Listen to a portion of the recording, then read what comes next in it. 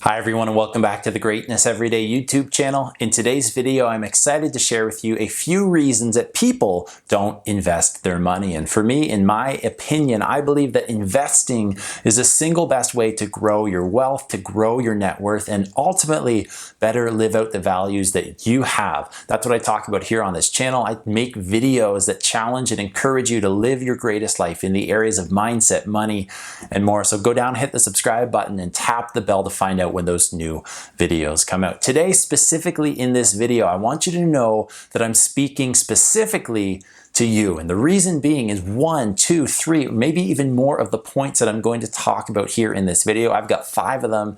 They might be the things that are holding you back from investing your money and growing your wealth. So we're talking about that here today in this video. Hit the thumbs up button if this video helps you. And let's get started today by talking about point number 1 for reasons why people don't invest their money. And that is because they don't understand that saving their money actually means that they're losing money. And what I mean by that is the fact that regardless of the number you have in your bank account, whether it's $1,000, $5,000, $10,000, $100,000, maybe even $1 million, that dollar amount doesn't change whether you hold it in there for a month or a year or 10 years. That dollar amount doesn't change at all. But what happens there is the spending power of that dollar amount does. And a great way to illustrate this is if I talk to my dad, I talk to my parents, I talk to my grandparents, somebody that's older than me, they often tell stories about the fact that they were able to go to the store, they were able to buy a bag of chips for something like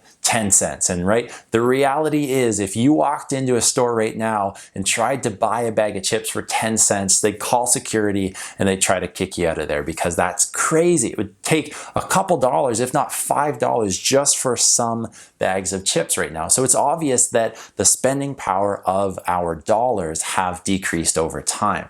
Another example is I've talked to my grandfather before and he's told me that he has bought houses for a couple $1,000s a long time ago.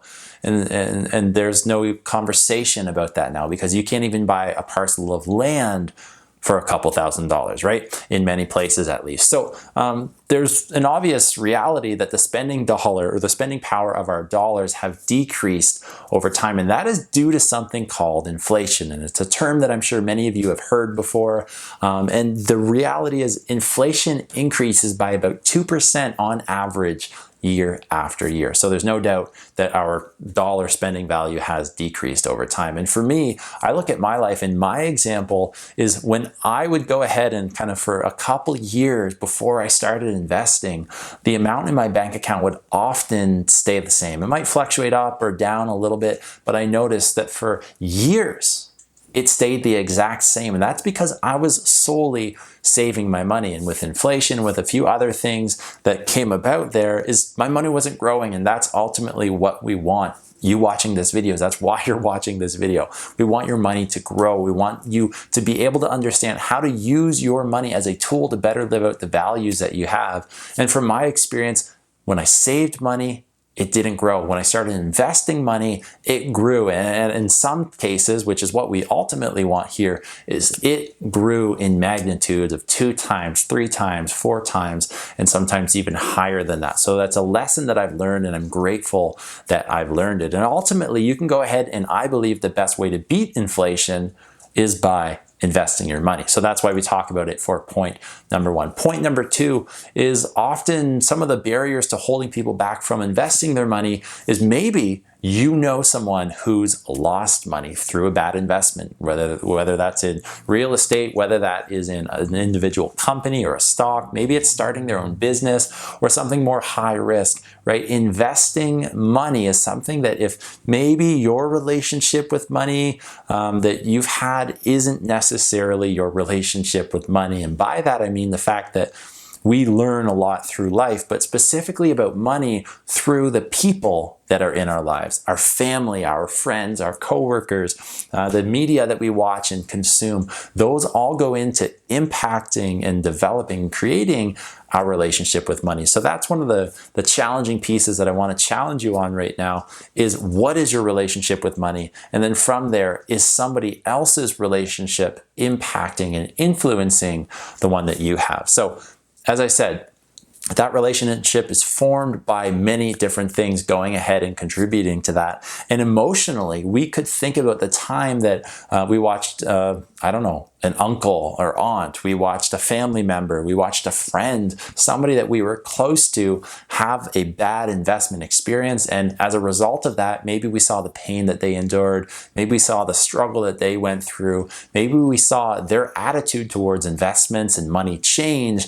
And from doing so, that affected and influenced the one that we had. So that experience can definitely influence us. And the reality is, a point that I want to get across to you is just because that was somebody else's experience doesn't mean that that has to be your experience. Just as many people are going ahead and having bad experiences with investments or with money or with relationships or whatever the life lesson is, that doesn't have to be yours. You can flip the card for that one as well. So that is point number 2.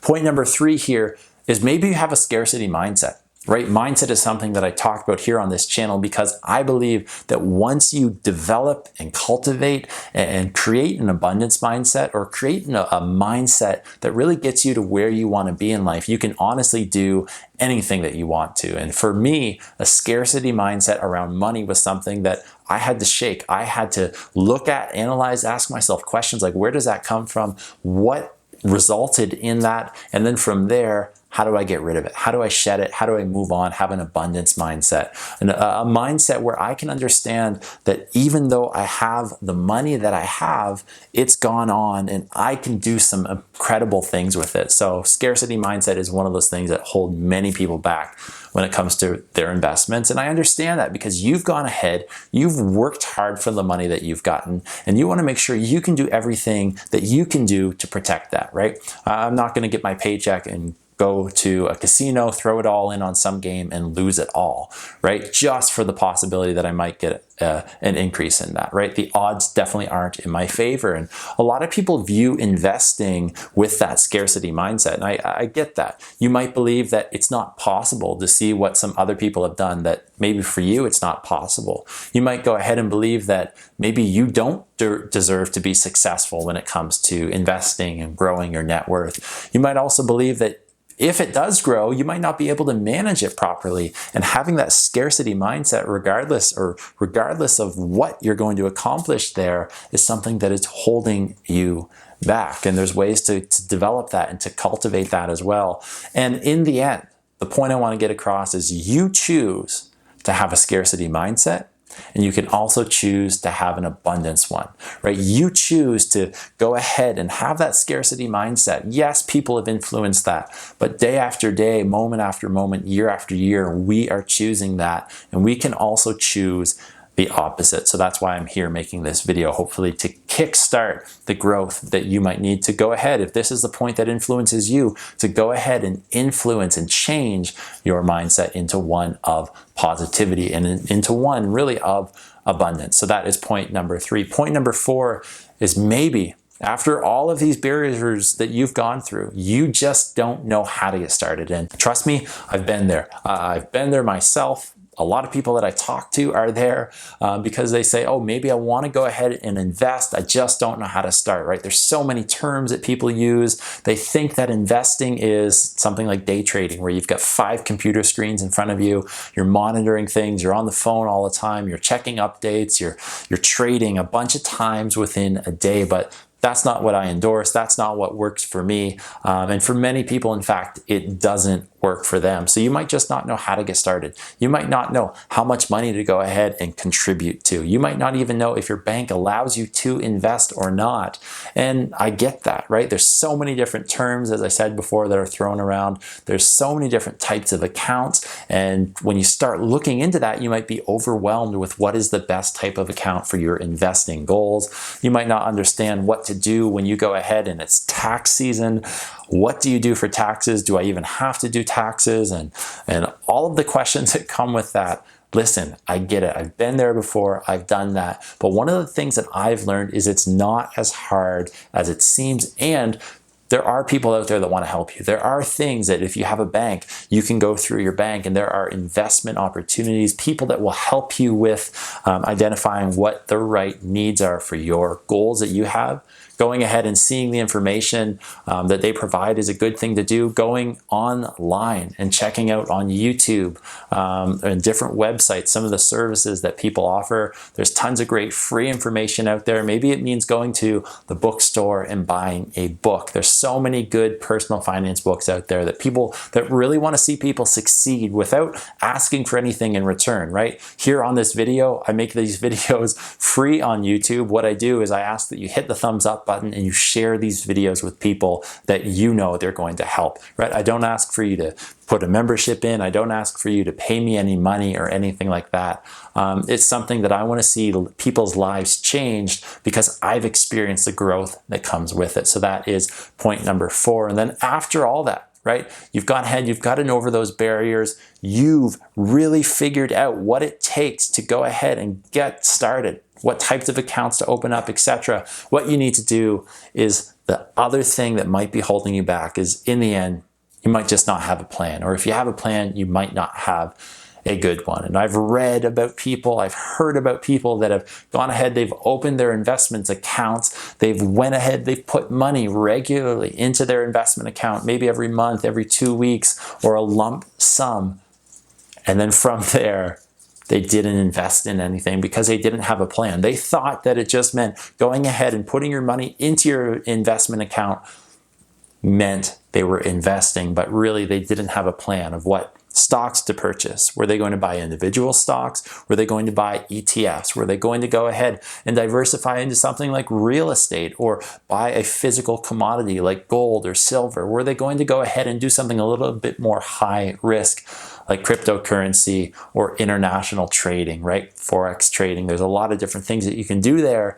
And if you don't have a plan, that can be one of the barriers to preventing you from investing your money. And ultimately, as I've said here so many times, growing your money, and then from there, it allows you to live your life values out better. So that's why I talk about this stuff. And really, if you don't have a plan, you're not going to get anywhere, right? You don't have a plan, it's extremely dangerous to do. You don't have a plan, then you are going to fail. That common saying that I talk a lot because I'm a firm believer in having plans and really making sure that people out there know what they're doing, specifically when it comes to their money, is if you fail to plan, you plan to fail. And I'd say that time and time again because the truth is there. So you need to have a plan. In this video, I've given you 5 reasons that people don't invest their money and ultimately don't grow their wealth as a result of that. Down below, I've linked the online course that I have right now, 6 Principles of Successful Investing. This is something that I've taken a lot of time to create.